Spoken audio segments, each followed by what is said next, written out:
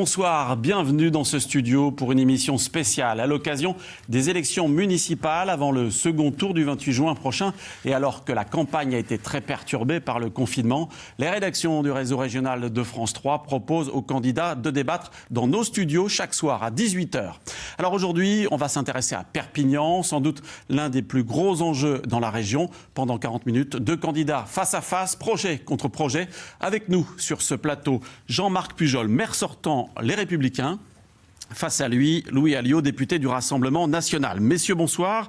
Nous vivons une campagne inédite, contrariée par le contexte sanitaire, une campagne sans meeting, sans distribution de tracts, sans porte-à-porte, en raison, bien sûr, des gestes barrières. Comment faites-vous, dans cette période si particulière, pour vous adresser aux électeurs? Jean-Marc Pujol. Bien, pour nous adresser aux électeurs, d'abord, on essaie de leur dire ce que nous avons fait. Et on essaie de leur dire en leur disant que peut-être que nous n'avons pas tout réussi, mais que nous avons porté un projet, que les engagements que nous avons pris sont des engagements que nous avons tenus. Et puis, compte tenu des gestes barrières, eh bien, on multiplie les visites sur le terrain, les rencontres, et puis, bien sûr, on donne des documents qui permettent de constater quel a été le projet, comment il a été fait, comment il a été assumé, et puis quel est le projet que nous avons pour les 6 années à venir. Justement, on va y revenir. Louis Alliot, en cette période donc si particulière, est-ce que cette période si particulière a changé votre vision de la politique ? Disons qu'elle a vu l'incapacité du gouvernement de la République française à gérer une crise majeure, notamment dans la protection des Français. Avec des masques, avec des respirateurs, avec du gel, avec tout un tas d'équipements, très certainement, on n'aurait pas été confiné comme on l'a été et on n'aurait pas eu un certain nombre de problèmes économiques qui vont maintenant se poser avec gravité. Donc de ce point de vue-là, ça marque, je pense, l'esprit d'un politique de dire... Mieux vaut prévenir que guérir, mieux vaut anticiper les choses que les subir. Et j'espère que ça donnera une leçon, avec tous les malheurs que nous avons connus, à l'ensemble des forces politiques qui gèrent les collectivités ou le pays. Jean-Marc Pujol, pendant cette séquence coronavirus, concrètement, qu'est-ce que vous avez fait pour les habitants de Perpignan et pour les personnels soignants de l'hôpital? Je rappelle que vous êtes le président du conseil de surveillance de l'hôpital en tant que maire. Mais j'ai tout de suite constaté qu'il n'y aurait pas de masque, donc, et que le gouvernement ne pourrait pas remettre de masque. Donc immédiatement, nous avions à Perpignan encore 52 000 masques chirurgicaux et je les ai mis immédiatement à disposition de l'hôpital, mais aussi de la médecine libérale, des infirmiers, des EHPAD, et ce avant tout le monde, n'est-ce pas? Et tout de suite, je me suis préoccupé de savoir comment je pouvais trouver des masques par mes propres moyens. Et ces masques-là, j'ai tout de suite orienté mes masques sur plusieurs recherches et mes demandes sur plusieurs recherches. Et j'ai tout de suite vu qu'il était important de trouver des masques barrières, n'est-ce pas? Et, vous avez été trahi par le gouvernement ? Je n'utilise pas le terme parce que vous savez, moi je ne suis pas donneur de leçons. Je constate que la situation qui a été rappelée était une situation de pénurie. Moi, ma préoccupation était de savoir comment je pouvais régler le problème vis-à-vis des Perpignanais. Je ne me suis pas embarqué à attendre, à critiquer. J'ai dit comment je peux faire, moi, pour tout de suite régler le problème des masques à Perpignan, et je l'ai réussi. Tous les Perpignanais ont eu un masque, c'est une bonne chose ? Mais j'espère que tous les habitants des Pyrénées-Orientales ont eu un masque, parce qu'il n'y a pas que la mairie de Perpignan, il y a le département, il y a la région, il y en a eu des millions de commandés. Et c'est vrai qu'au départ, on a vu quand même une certaine incapacité à gérer la crise, et le gouvernement avait pris une décision que les affaires locales se géraient avec les mairies et avec le préfet. Et de ce point de vue-là, je dois dire que dans les Pyrénées-Orientales, en ce qui concerne l'organisation, notamment à l'hôpital, les choses ont été plutôt bien faites, et notamment la relation qu'il y a eu entre les hôpitaux privés, les cliniques privées, et l'hôpital public, en tout cas dans les Pyrénées-Orientales, elle a plutôt bien fonctionné. Alors pour bien comprendre la situation politique à Perpignan, je vous propose un petit rappel des résultats du premier tour qui s'est déroulé donc le 15 mars dernier. Louis Alliot est sorti ainsi largement en tête avec 35% des voix. Deuxième, Jean-Marc Pujol, 18% seulement. Un score assez faible pour un maire sortant, mais il bénéficie d'un front républicain puisque l'écologiste Agnès Langevin, troisième et en position de se maintenir, s'est finalement retiré en sa faveur, tout comme le député La République En Marche, Romain Gros, arrivé en quatrième position. Louis Alliot, votre score du premier tour est presque le même que celui de 2014, 34% en 2014. Finalement, après 6 ans dans l'opposition et un mandat de député, vous ne faites pas beaucoup mieux. Mais écoutez, oui, mais à l'aune de ce que font les autres, je trouve que je me débrouille pas mal. Hein. Je rappelle le score de Jean-Marc Pujol qui est à moins de 20%. C'est ça surtout que je regarde et surtout la manière dont s'équilibrent les forces. Nous avons affaire à 2 candidats, la gauche et les écologistes, plus le candidat de La République En Marche, qui ont passé leur temps à démonter le bilan de M. Pujol, à dire pique-pendre sur la manière dont c'était géré, et comme par un coup de baguette magique, aujourd'hui, ils n'ont pas fait le front républicain, le retrait républicain, c'est-à-dire la désertion en race campagne, et ils laissent des électorats orphelins dont je pense qu'ils n'iront pas voter d'une seule manière à ce second tour des élections municipales. Alors justement, comment comptez-vous faire sauter ce plafond de verre, combattre ce front républicain? Je rappelle qu'en 2014, vous aviez été battu par un front républicain, 55%, 45% au second tour. Ça va être la même chose? Oui, mais entre-temps, il y a eu les législatives où j'étais aussi en duel face à une candidate MoDem soutenue par tout le monde, et je l'ai emporté, ce plafond de verre a sauté. Je crois qu'on n'est plus dans ce schéma-là. Il y a 2 projets qui s'opposent, il y a 2 visions de Perpignan, et là, les Perpignanais vont faire un choix, et c'est de ça dont on va parler maintenant. Pour le reste, vous savez, les plafonds de verre, ils sont faits aussi pour exploser, et je pense que le 28 juin, ce sera le cas. Jean-Marc Pujol, vous êtes soutenu donc par un front républicain, mais on ne le sent pas très fort derrière vous. Moi, je ne partage pas ce point de vue de front républicain. Parce que, à la différence de beaucoup de candidats qui ont des ralliements de partout, moi j'avais dit depuis le début que, il y a de ça plus d'1 an, il était nécessaire pour faire face au Rassemblement national de s'unir. Cela n'a pas été possible et je le regrette et j'en prends ma part. Et pourquoi ne pas l'avoir fait pour le second tour en modifiant votre liste, en intégrant des listes de la liste de Agnès Langevin, Romain Gros? Non, mais c'est le meilleur moyen pour tromper les électeurs. Vous savez, quand on rentre sur le terrain, j'utilise une métaphore sportive, on ne change pas de maillot au milieu. Et c'est pour ça que j'avais appelé à la responsabilité républicaine, puisque tout le monde nous expliquait que le danger, c'était le Rassemblement national et M. Alliot. Bon, eh bien, je disais, et j'ai pris la décision de dire que chacun prenne sa responsabilité républicaine. Et vous, est-ce que vous ne prenez pas un risque en ne faisant pas un appel du pied, justement Je ne prends aucun risque. C'est transparent. Ma liste est la même du début jusqu'à la fin. Je mets aujourd'hui chacun devant ses responsabilités. Nous avons un affrontement avec M. Alliot et le Rassemblement national, avec ce que nous portons. Il ne faut pas tromper les gens, parce que c'est vécu, vous savez, ces fusions, ces annonces sont vécues comme des magouilles, n'est-ce pas? Il faut être clair, je porte un projet républicain, je le défends, je porte un projet de ville, je le défends, je pense que les choses sont claires parce que ça permet comme ça aux électeurs de savoir. On va revenir sur le projet, on va y revenir dans quelques instants. Louis Alliot, une autre question. Ségolène Neuville, première fédérale du Parti Socialiste dans les Pyrénées-Orientales, appelle, je cite, à faire barrage aux candidats de l'extrême droite, et elle ajoute que votre élection conduirait Perpignan dans une impasse. Quant à Agnès Langevin, la candidate Europe Écologie Les Verts, elle redoute un déclin de la ville, un repli identitaire. Oui, mais c'est la gauche qui fait peur et c'est la gauche qui aujourd'hui est à moins de 7%. C'est la gauche qui a été incapable de produire une liste à Perpignan. C'est la gauche qui, avec la présidente du conseil départemental, a déserté Perpignan pour aller se présenter à Thuir. Bref, c'est le Parti socialiste déclinant qui n'a que l'anathème à la bouche. Donc, moi, ça me gêne pas. Plus ces gens-là parlent, il faut que vous sachiez une chose, plus ces personnes parlent, plus on fait des voix. Madame Neuville ou Madame Delga sont 2 anciennes secrétaires d'État de François Hollande. C'est vous dire aussi le déclin, on le connaît, et on espère bien ne plus les revoir aux affaires et en responsabilité, pour l'une à Perpignan, de même pour l'autre à la région. En attendant, la présidente socialiste de la région, Carole Delga, elle aussi a appelé très clairement à voter pour Jean-Marc Pujol. Il y a quelques jours, elle est même venue vous soutenir dans votre ville.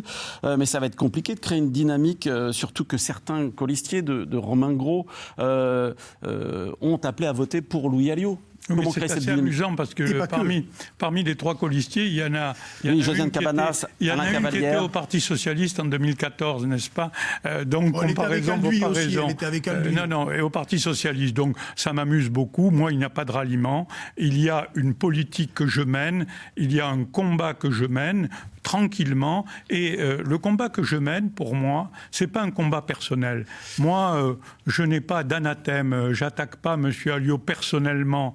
Quand je vois sur les réseaux sociaux aujourd'hui que je suis traité, excusez-moi, de pédophile, qu'on veut me mettre au four, etc., etc., moi, jamais on aura des attaques comme ça. Moi, ce qui m'intéresse, c'est la ville de Perpignan et le projet de Perpignan. Alors justement, Jean-Marc Pujol, si jamais vous étiez battu, est-ce que vous siégeriez dans l'opposition ? Écoutez, d'abord, je n'imagine pas cette hypothèse. Et en 2014, les télévisions étaient tous venus. Il y avait même les Suisses et les Américains qui étaient venus parce que c'était la première ville qui allait basculer. Elle n'a pas basculé et cette fois-ci, elle ne basculera pas non plus parce que le choix est clair. Le choix est clair. Nous portons 2 projets différents. Je respecte le projet qui est porté. Le mien, il est connu. Louis Alliot, bien que membre du bureau exécutif du Rassemblement national, pas de soutien affiché de Marine Le Pen, pas de flamme ni logo du Rassemblement national sur votre matériel de campagne. Vous présentez sans étiquette. Pourquoi ne pas afficher clairement votre appartenance au Rassemblement national ? Je pense que vous manquez de curiosité. Ça fait maintenant 3 élections que je n'ai pas le logo et que je n'ai pas le nom. Et ça a plutôt bien fonctionné puisque j'ai été élu député de la 2e circonscription des Pyrénées-Orientales avec précisément cette stratégie. Au municipal, c'est encore pire, parce qu'au municipal, c'est une liste, j'allais dire, d'ouverture avec des... Oui, mais en attendant, vous avez reçu le soutien de Jean-Marie Le Pen ces derniers mais il fait jours. ce qu'il veut, Jean-Marie Le Pen, vous comprenez ? Et pas que de lui. C'est pas un peu dérangeant pour vous ? Non, c'est pas dérangeant. Moi, je prends tous les soutiens d'où qu'ils viennent. Et vous savez, M. Pujol a pris le soutien du Parti communiste. Et pour autant, il n'est pas en train de dire non au Parti communiste, alors qu'il a passé sa vie à combattre les communistes dans sa vie étudiante et dans sa vie politique. Donc voilà, il faut arrêter. Non, mais il ne faut pas jouer sur les mots. Moi, j'ai une liste d'ouverture. Il y a des gens qui n'ont jamais appartenu au Rassemblement national, qui n'ont jamais fait partie, qui ont voulu être sur cette liste pour porter un projet. Je n'allais pas leur imposer une étiquette. Et d'ailleurs, ça a été très bien compris par tout le monde et ça ne fait plus débat. Il n'y a que vraiment les journalistes qui continuent à poser ce genre de questions. Pour le reste, et j'en termine, M. Pujol dit quelque chose qui n'est pas tout à fait vrai sur le Front républicain. Il dit qu'il ne tient pas compte de ce Front républicain, mais enfin, il prend des éléments de projet de Mme Langevin, et aujourd'hui, on apprend par un communiqué qu'il va même créer un conseil municipal bis, c'est-à-dire quelque chose qui est ailleurs, pour donner la parole à des gens qui n'auraient pas été élus, mais c'est ce qui lui reproche aujourd'hui. En 2014, il lui demandait déjà ça, et il ne l'a pas fait. Maintenant qu'il est en très grande difficulté, il propose de le faire. Écoutez, on verra la suite. On verra après le 28. Alors, pas du tout. Je propose un conseil municipal consultatif, comme c'est prévu par les textes, parce que l'opposition du Front National pendant 6 ans n'a apporté aucun projet à la ville de Perpignan. Et que je considère qu'il est nécessaire d'ouvrir, de regarder où sont les bonnes idées sur le domaine de l'écologie. Vous savez aussi bien que moi que j'ai anticipé, puisque nous sommes la première ville qui chauffe son hôpital avec un réseau d'eau chaude à partir notamment de l'incinération des ordures à Calce. Donc je suis très avancé sur ce sujet. On est dans un endroit où on est avec du bio dans les cantines, au-dessus de la moyenne nationale. On va continuer pour être à 100%. Donc je pense que on va parler justement des éléments comme ça, c'est des éléments qui méritent d'être notamment à la disposition des Perpignanais. Alors justement, on va parler de vos projets, on va parler environnement. Quelles sont dans ce domaine vos 2 mesures phares, par exemple, Louis Alliot? La végétalisation de la ville, voilà.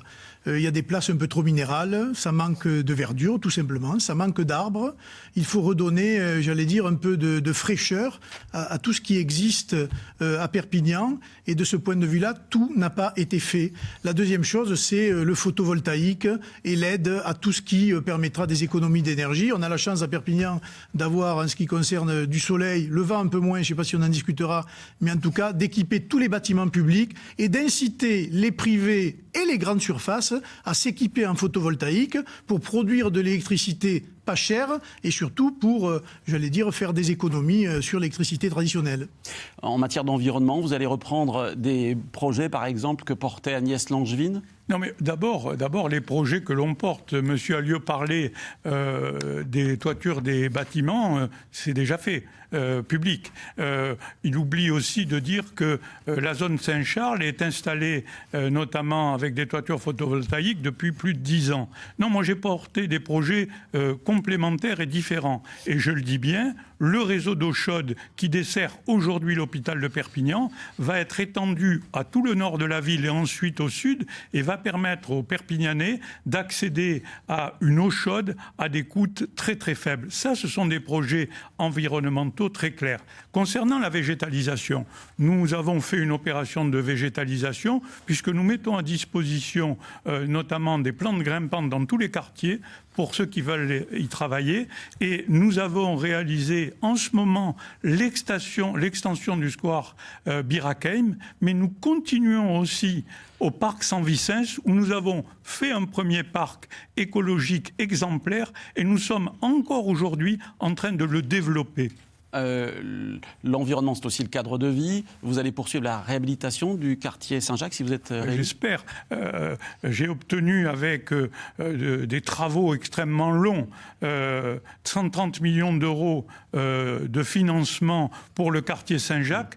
J'y ai ramené la faculté de droit puisqu'elle est en cours d'installation aujourd'hui et on va développer l'installation des étudiants et bien sûr ces 130 millions d'euros c'est pour faire en sorte que ce quartier où il y a 40% de logements vacants eh bien on puisse le réhabiliter. J'en ai été empêché d'ailleurs puisque déjà en juillet 2018 nous allions lancer les opérations mais il y a eu des personnes politiquement encartées. Mais dites qui ? Mais vous savez très bien qui c'est. Les gens qui vous soutiennent aujourd'hui ? Non, ils ne me soutiennent pas aujourd'hui. Dans les manifestations, vous y avez participé. Ah non, pas aussi. du tout. Justement, si. je me suis bien gardé d'y participer. Je vous montrerai des photos. Louis Alliot, la réhabilitation de Saint-Jacques. Je vous montrerai des photos. Si vous êtes élu, la réhabilitation de Saint-Jacques. C'est un chantier prioritaire parce que Saint-Jacques, il y a des habitants en très grande souffrance, avec un sous-emploi qui est, je vais presque dire, endémique, avec une insalubrité, malheureusement, qui est toujours là. Et donc, effectivement, cette rénovation, elle est urgente. Moi, je regrette qu'il y ait eu cette querelle, il faut le dire, entre le député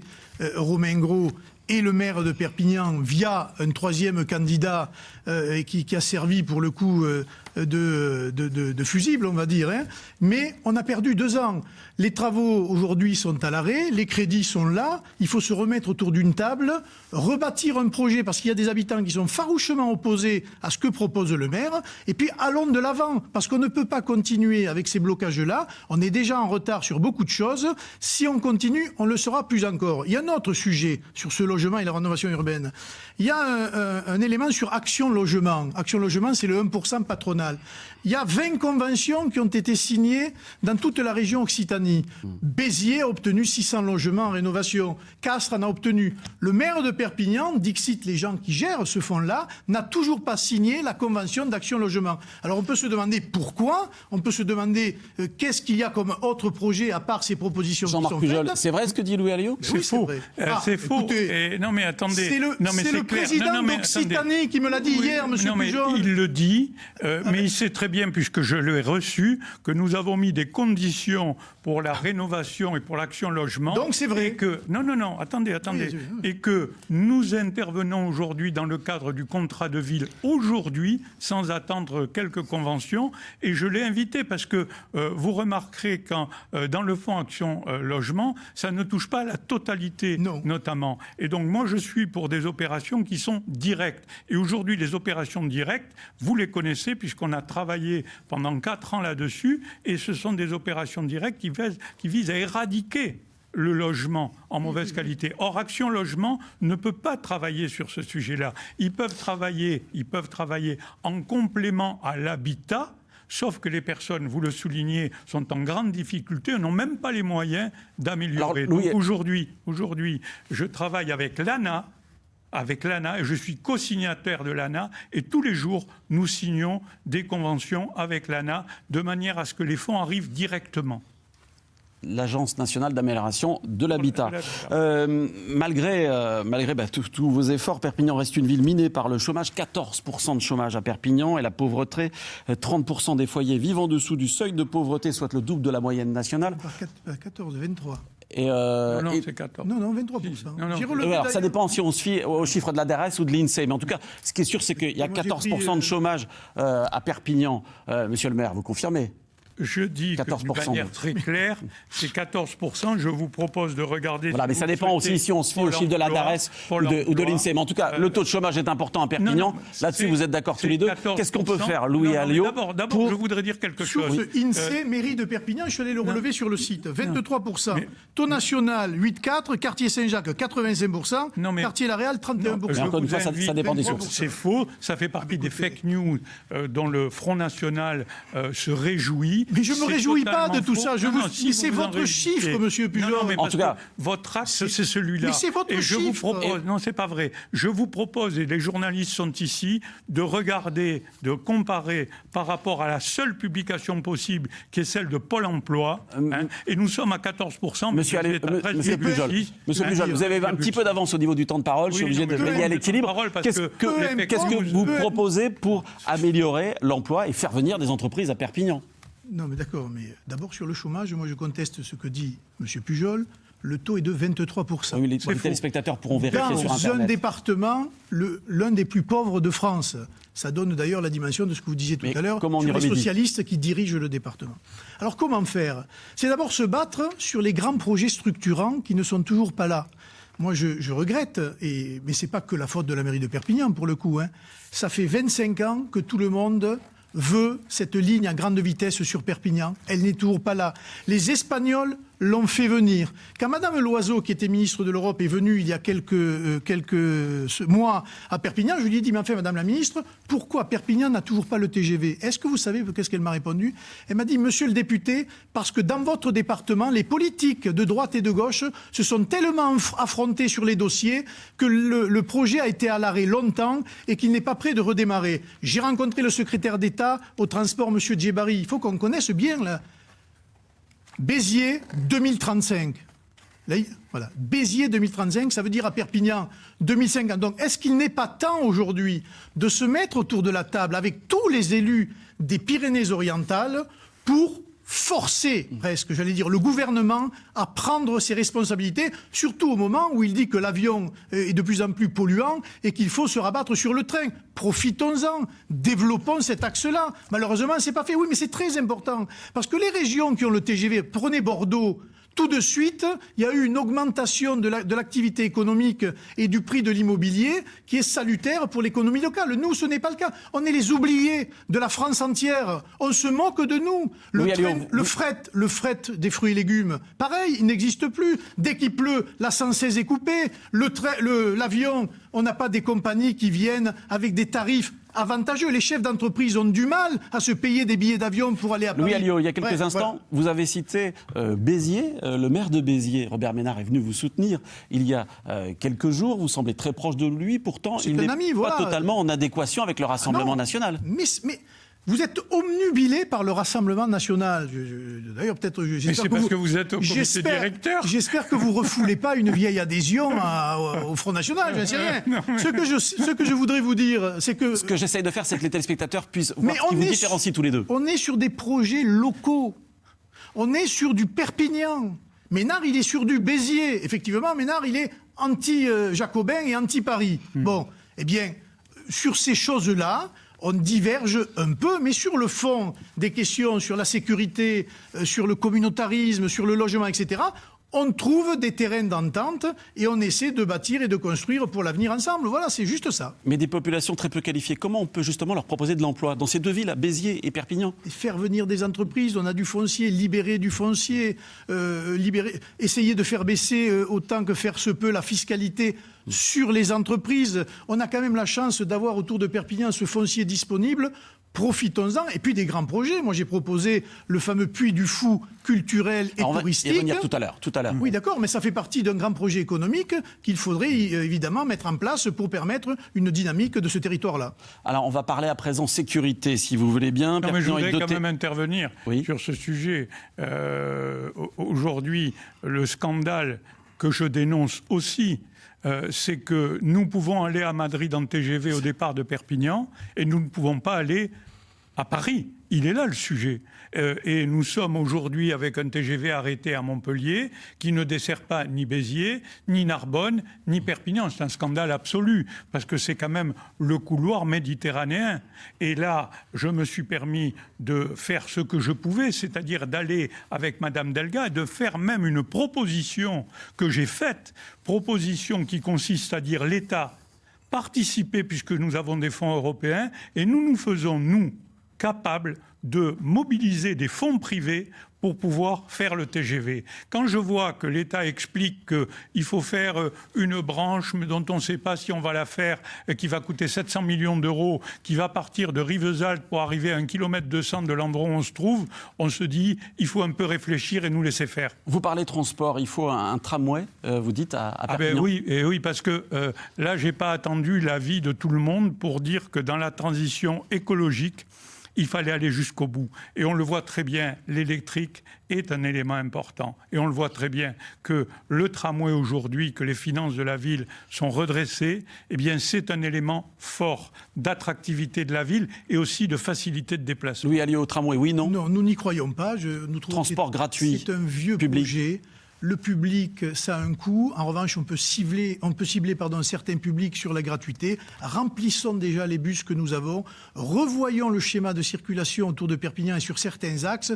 Et après, peut-être pourra-t-on parler de moyens de transport plus propres et autonomes. D'ici là, parce que ça existe, certaines entreprises sont en train de les tester, il existe comme des tramways mais sans les rails, automatiques et autonomes. Peut-être que l'avenir sera là et ça coûtera bien moins cher que la mise en place d'un tramway pour une ville comme Perpignan. Alors, cette parenthèse refermée, on va revenir sur la sécurité. Perpignan est doté d'une des plus importantes polices municipales. Pourquoi, Jean-Marc Pujol ? Parce que ce n'est pas le fait du hasard. Quand on est maire et qu'on passe son temps à regarder ce qui se passe, on anticipe. Quand je suis arrivé et que j'ai pris des responsabilités, il y avait 70 policiers municipaux. Nous étions 7e police de France. Aujourd'hui, il y en a 160. Nous sommes première police municipale de France. Et je n'ai pas eu besoin de faire des affiches pour montrer des 9 mm. Ils sont armés depuis le début. Et nous avons, pour travailler sur cette sécurité, travailler avec des spécialistes qui nous ont montré qu'il fallait accélérer la mobilité et que cette mobilité des interventions devait se faire à partir d'un réseau de caméras de vidéoprotection. Et à l'heure où je vous parle, nous avons 280 caméras de vidéoprotection, ce qui permet à la police municipale d'intervenir en moins de 7 minutes à chaque appel. On va revenir vers vous, mais le point de vue tout de suite de Louis Alliot. Non mais... ce n'est pas un problème de police municipale. Il y en a assez de policiers municipaux à Perpignan. Oui, il y en a assez. Elle est bien équipée, elle est bien formée. Et le nombre de caméras, on pourrait l'améliorer avec des systèmes automatiques Donc, tout va bien. Non, pas tout va bien. C'est là qu'il faut en venir. Mais aujourd'hui, Perpignan est gangréné. Et quand je dis gangréné, il y a le terme gang.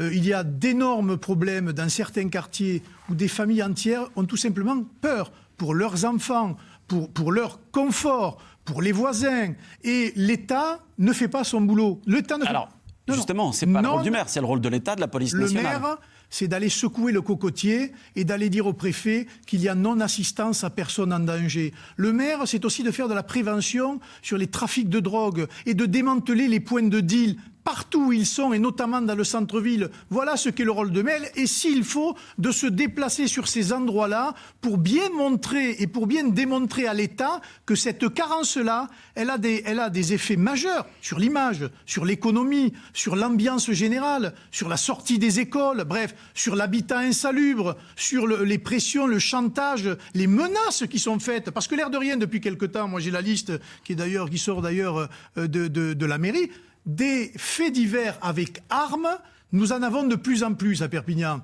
C'est pas Dijon, hein, c'est pas Marseille, Mais si on n'y met pas un terme maintenant, ça deviendra Dijon et ça deviendra Marseille. Et ça, moi, je n'en veux pas. Alors comment faire que Perpignan soit une ville plus sûre, plus accueillante? Écoutez, aujourd'hui, quand même, soyons sérieux.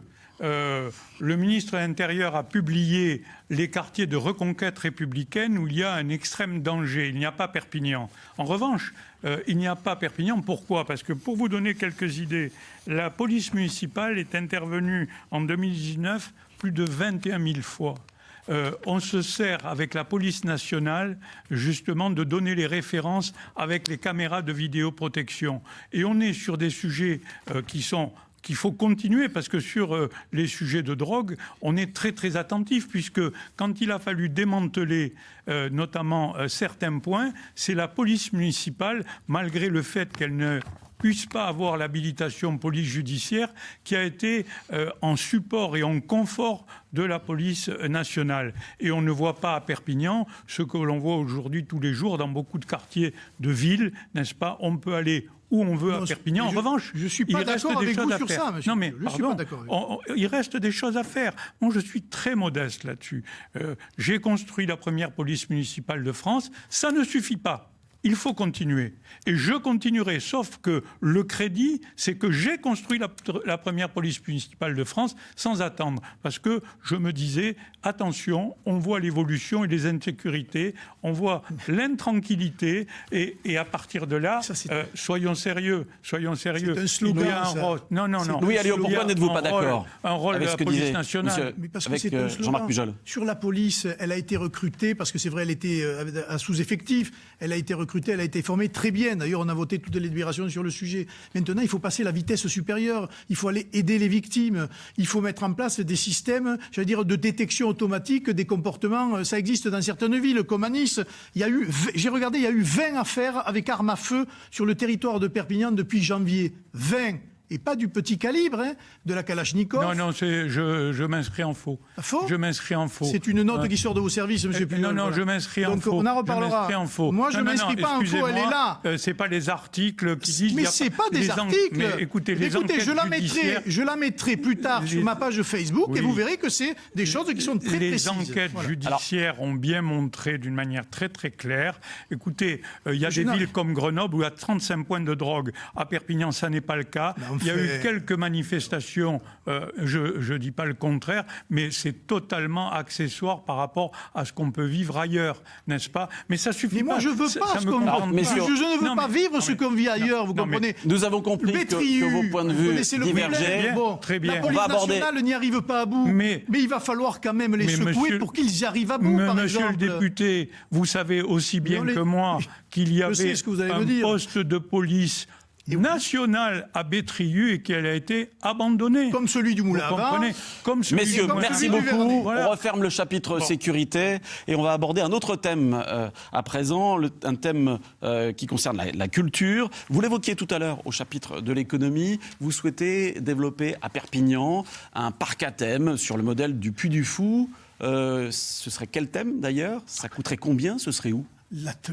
Le thème, c'est notre histoire, notre patrimoine. L'histoire des Catalans. Depuis l'époque romaine jusqu'à l'époque récente, des derniers exils qu'a connu Perpignan, avec la retirade, l'arrivée des Pieds Noirs ou le camp de Rivesaltes avec les harkis. Je veux dire, la scénographie peut être très grande, et c'est l'histoire des Catalans, c'est l'histoire du Roussillon, c'est l'histoire de France aussi, c'est l'histoire de chez nous. Donc ça, c'est faisable. À Tolède, ils ont créé un parc à thème sur un investissement de plus de 100 millions d'euros. On va rester modeste, nous.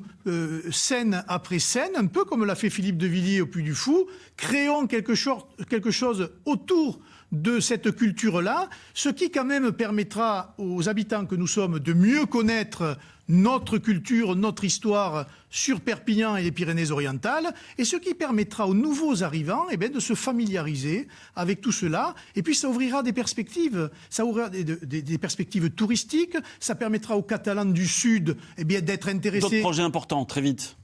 C'est déjà énorme. Un projet? Non, mais ça, c'est un grand projet. Pourquoi vous avez d'autres projets, vous, en perspective? L'autre projet, c'est le TGV. C'est que vous ayez le temps de développer aux téléspectateurs. L'autre projet, c'est le TGV. Je regrette, j'y reviens. L'autre projet, c'est le développement de la zone de l'aéroport. L'autre projet, c'est l'agrandissement de Saint-Charles. Parce qu'avec cette histoire du train des fruits et légumes et l'avenir et le développement de Barcelone, il y a un vrai sujet sur Saint-Charles dont il faudra parler. Et le vrai sujet, c'est aussi l'habitat, le logement et les nouveaux arrivants qui viennent à les Pyrénées-Orientales, parce qu'il faut les loger et il faut aussi leur proposer des activités qui leur permettent de bien vivre chez nous. Voilà. Jean-Marc Pujol, vos projets aussi en matière de culture. Non, mais je voudrais d'abord parler du projet du Puy du Fou, parce que ça a été développé dans votre antenne le 25 février sur un candidat FN de Narbonne, Jean-François Darro, la création d'un parc romano-catharo-médiéval, etc. Et j'observe d'ailleurs qu'après les déclarations de M. Alliot, une lettre recommandée lui a été adressée par le service juridique du Puy du Fou, lui interdisant de parler de la marque du Puy du Fou. Sauf que ce n'est pas vrai, monsieur Pujol. Vous êtes un menteur patenté. Je l'ai là. Non, donc, parce qu'entre-temps, moi, Philippe de Villiers, je l'ai eu au téléphone. Ah, mais moi, Philippe de Villiers, et il m'a autorisé à dire que j'avais son total soutien sur le projet, sur la manière de faire. J'ai rencontré des gens qui ont contribué à l'établissement, notamment de celui de Tolède, et je contribuerai à faire de Perpignan ce parc qui permettra la renaissance économique de notre territoire. Comme d'habitude, de fausses promesses. Moins de 5 minutes. Mais ce n'est pas des fausses promesses. Mais la différence avec vous, c'est que moi, au moins, j'en ai une. Ah non. Vous n'en avez aucune. Moi, j'en ai, je les réalise tous les jours. Ah bon? Quand je dis que c'est le candidat... il nous reste... Je vous cite quand même cette récité, c'est FR3, bon voilà, donc vous reprenez France 3. FR3, c'était il y a 20 ans. Vous reprenez les propositions d'un candidat de Narbonne. Le parc à thème, il va coûter combien? Le parc à thème, il va coûter combien? C'est une scénographie sur plusieurs années. Mais ça coûte combien? Si on prend Tolède, les investissements sont de l'ordre aujourd'hui de plus de 120 millions d'euros. Oui, on commence sur un peu moins, mais j'ai déjà vu des fonds d'investissement sur la culture et des investisseurs qui vont mettre, j'espère très vite, un certain nombre de millions sur la table avec les collectivités. Monsieur Pujol, vous avez un petit peu de retard au niveau du temps de parole. On voulait vous entendre en matière de culture. Vous avez un petit peu de retard au niveau du temps de parole. Il nous reste 3-4 minutes. Donc, qu'est-ce que vous proposez comme offre culturelle à Perpignan? Écoutez, l'offre culturelle à Perpignan, elle est remarquable et remarquée, puisque nous sommes avec le Théâtre Archipel, scène nationale. C'est pas particulier, c'est exceptionnel. Nous avons un conservatoire avec plus de 3000 élèves. C'est-à-dire qu'il y a plus aujourd'hui à Perpignan, dans la communauté d'élèves au conservatoire régional à Perpignan, qu'à Lyon ou qu'à Bordeaux. Dans le domaine du spectacle vivant, j'ai eu tout le monde contre moi quand j'ai pris la décision de faire en sorte que le théâtre du cœur de ville, abandonné, soit totalement rénové. J'ai eu toutes les oppositions, dont M. Alliot. Je vous montrerai les photos des manifestations. Vous ne pouvez pas dire que j'étais encore dans les manifestations, là, je n'y étais pas. Dans cette manifestation, vous aviez vos proches. Je vous montrerai les photos. Mais je n'y étais pas. Non, mais aujourd'hui, ce théâtre, Jordi Percerda, a été totalement réhabilité et mis à disposition gratuitement pour les associations, et il est en cœur de ville. Voilà pour la culture, entre autres, n'est-ce pas? Et dans une orientation qui est totalement ouverte, nous organisons à travers la ville tout au long de l'année, nous avons organisé le Live au Campo, c'est-à-dire une manifestation qui se déroule sur 5, 6 ou 7 jours en plein été. Nous organisons en permanence sur toutes les places des animations que nous allons pouvoir faire malgré le Covid d'ailleurs. Merci Monsieur Pujol. Il nous reste 2 minutes, Ah oui. 1 minute chacun. Vous avez 1 minute pour conclure ce débat et pour convaincre les électeurs et notamment les abstentionnistes, puisqu'ils étaient 60% au premier tour. Qu'avez-vous, Louis Alliot, envie de leur dire pour qu'ils votent pour vous le 28? J'ai envie de leur dire d'aller voter. La démocratie, c'est un choix de citoyen. Le devoir d'un citoyen, c'est d'aller voter. Aujourd'hui, contrairement au 15 mars, toutes les assurances ont été prises par l'État, mais aussi par les collectivités locales, pour assurer la sécurité de ce vote-là. Donc il faut dire à nos compatriotes, allez voter, vous votez pour qui vous voulez, mais surtout allez voter, parce que je pense qu'il est important dans cette élection municipale où il y a un enjeu de visions différentes, un système qui a 30 ans d'existence contre un nouveau scénario. Non, une nouvelle politique à mettre en place. Eh bien, je pense que Là, il est le challenge et les électeurs doivent se déplacer en masse. Parce qu'ils ne pourront plus dire après qu'ils ne savaient pas. Ils sont informés de tout, il faut aller voter maintenant. Jean-Marc Pujol, 1 minute pour vous. Écoutez, simplement, le 28 juin est un moment important. C'est un choix crucial pour l'avenir. Certes, tout n'a pas été parfait. Et qui peut prétendre aujourd'hui que gérer une ville dans sa complexité est quelque chose de facile? Mais nous avons présenté une équipe faite de personnes de la société civile, comme moi. Je ne suis pas un politicien professionnel. J'ai commencé à travailler à Perpignan parce que je pouvais le faire à plein temps. Et donc aujourd'hui, j'ai porté des projets. Et je vais continuer à porter ces projets, mais d'une manière très claire. Pas dans les promesses, pas dans les tours de magie, dans le concret, dans la réalisation que tous les Perpignanais voient tous les jours sur l'évolution de leur ville. Merci à tous les deux, vous l'avez compris, rendez-vous le 28 juin dans les bureaux de vote pour le second tour des municipales et bien sûr sur France 3 pour une grande soirée électorale.